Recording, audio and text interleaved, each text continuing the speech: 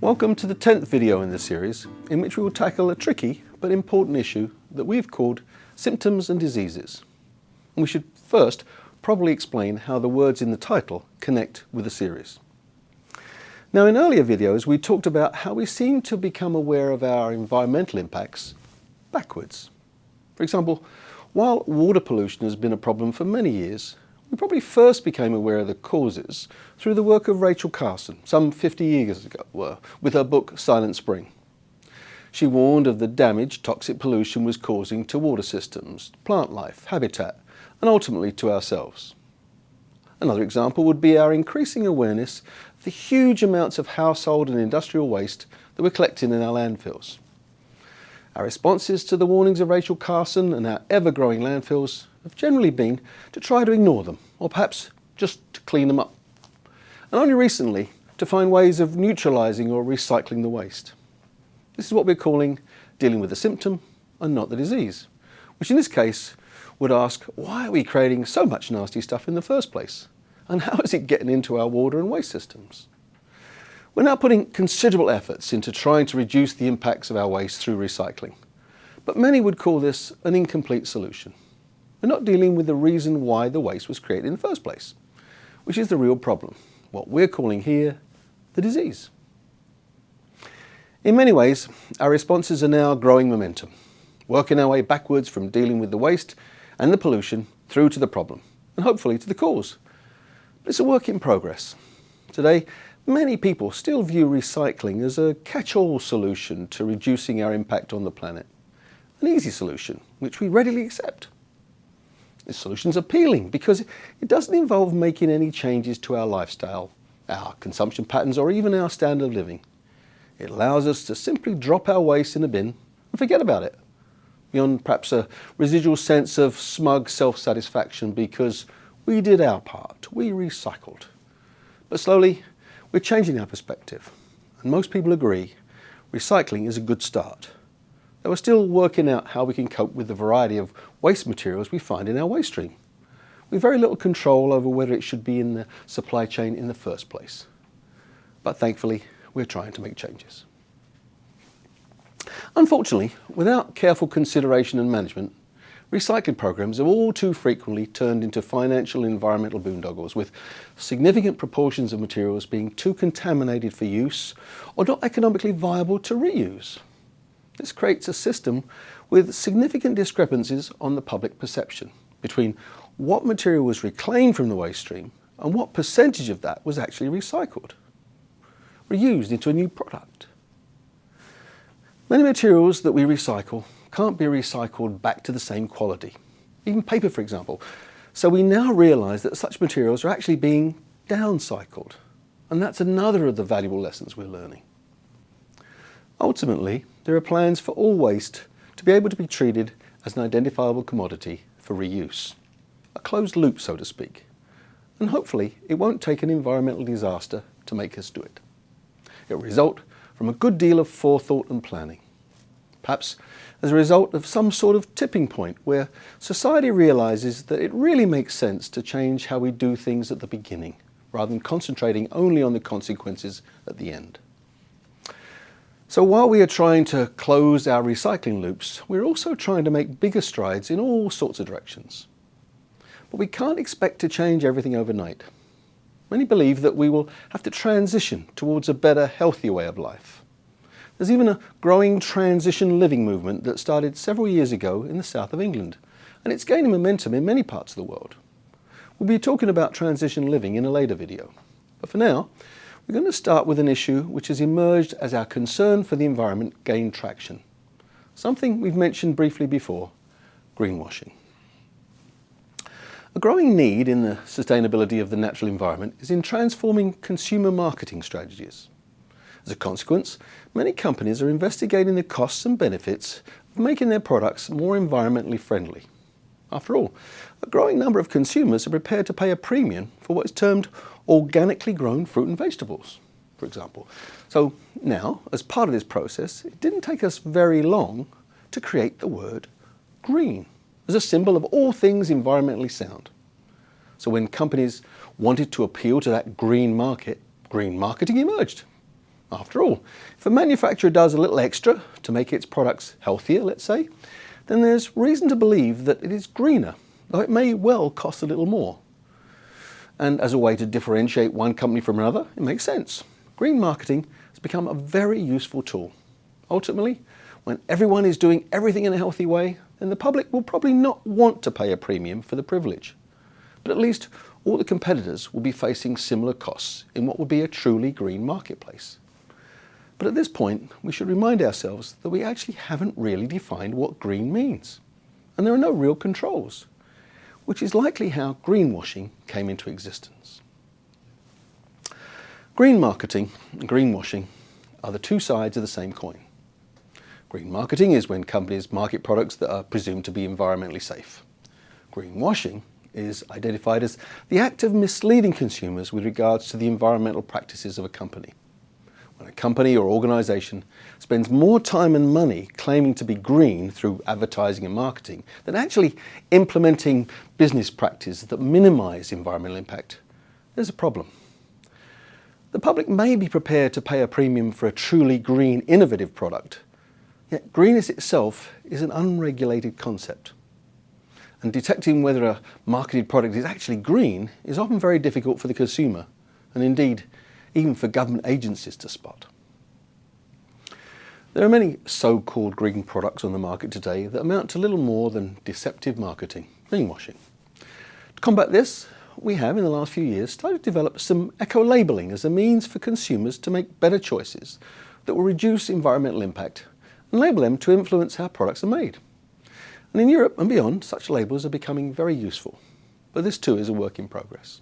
For now, we're still seeing companies trying to take advantage of a public who clearly want to live a little greener. And many of those companies have been very successful. So for now, let's take a look at an easily recognised product to reflect something of the problem and the confusion: the domestic flashlight. Now, this old model flashlight was the norm for quite some time.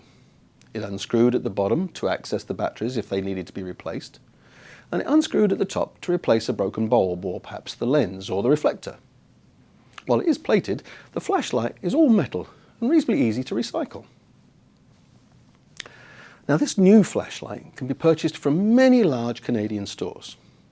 I seem to remember that it was once called a disposable flashlight, but now it has a picture of a firefighter on it, though I find it hard to believe that a firefighter would even consider such a device in the dense smoke that accompanies a fire. But let's get back to the flashlight itself. It's sold self-serve from a hook in a bubble pack, clear plastic on the front, cardboard on the back.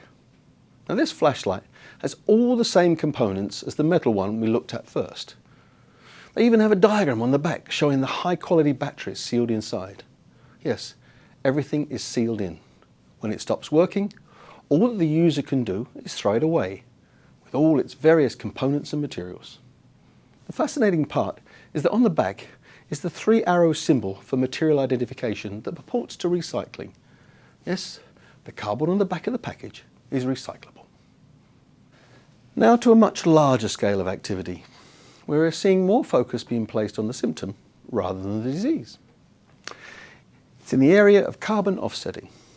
Now, this is a system in which companies or even countries can buy carbon offsets from other companies or countries to legally pay for the, let's call it, the not very environmentally friendly way that they have gone about their industrial or manufacturing business with respect to carbon.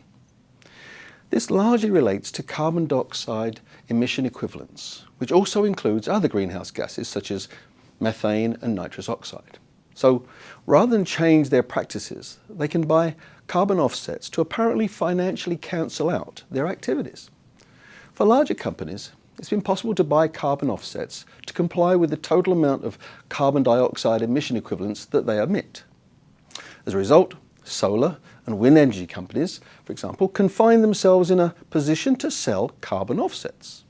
The solar and wind energy companies benefit because the carbon offsets they sell make their projects more economically viable. And the companies who buy the offsets claim to benefit because their purchase resulted in non-polluting energy, which they can use to mitigate their own greenhouse gas emissions. It's strange to think that by doing something like planting trees, which can be what the offsets pay for, or buying solar energy offsets from another company, that will cancel out the emissions a company has created. Carbon offsets are still quite poorly regulated, and the better companies are careful which offsets to be seen to support. It also serves to distract from the larger debate of finding actual solutions or preventative measures to our many carbon dioxide and greenhouse gas related concerns. There are many pros and cons here. Some offsets provide real benefits, some less so. The real challenge still lies in reducing such carbon-related issues. So we have both symptom and disease. For now, another buzzword of warning we've also recently created: green camouflaging. This is a new talent that the consumer goods industry has acquired. As we've noted, consumers are demanding and looking for more environmentally friendly products. There are estimates that over 80% of consumers in North America actively try to buy green products and services. The organic industry has nearly tripled since 1997, and the sale of organic personal care items such as shampoo, deodorant, toothpaste, and cosmetics reached $350 million US in 2007. So there's clearly a huge industry that is trying to be more environmentally conscious. But we still need to be wary of how much truth lies behind the products we're buying. For example, many brands of cosmetic products are sold in stores across Canada and serve the personal care niche. Many of the products claim to be at least 98% organic, yet the list of ingredients is the same as those found in most commercial shampoos. They also claim not to use non-renewable resources, yet they package their products in plastics made from petrochemicals, which may not be recycled. Such products hardly complement the environment and also pay little heed to the substances being washed into our water systems. Now, it would be easy to just pick on bad practices. So determining what is good and green, to repeat the phrase, is very much a work in progress. Is it possible to have a truly sustainable company or product? And how can we tell? Well, here are a few tips to help. Number one is the truth. If you come across a green ad, take a look at the company as a whole. Are you able to find information about their sustainable business practices on their website? Do they have an environmental story that makes sense? Do you believe the information they offer to substantiate their claims? If not, then buyer beware. If it all checks out, then you may have found a brand for life. Number two is to research outside of the company by doing something as simple as Googling the company name plus the keyword environment and seeing what comes up. It's far from a scientific approach, but if environmental advocates or consumers have any issue with the company's track record, something will surely pop up. But be careful. The internet itself is far from perfect. Check your sources. And the final tip would be to use your own discretion. Does the information ring true, or is it obviously hype? Smart consumers are, thanks to one of the benefits of social media, thriving globally, and your own scrutiny of green marketing claims is one more way that you can improve the environmental impacts of what's in your shopping cart. So, in conclusion, we're on a journey. Perhaps we could be said to be moving from the back to the front, from the symptoms to the diseases, with all the transitional steps along the way. Perhaps it would take a societal tipping point. But while it's often a little confusing, one thing for sure is that we're definitely moving in the right direction. So until next time, when we'll be talking about life cycle analysis and beyond, we'll see you then.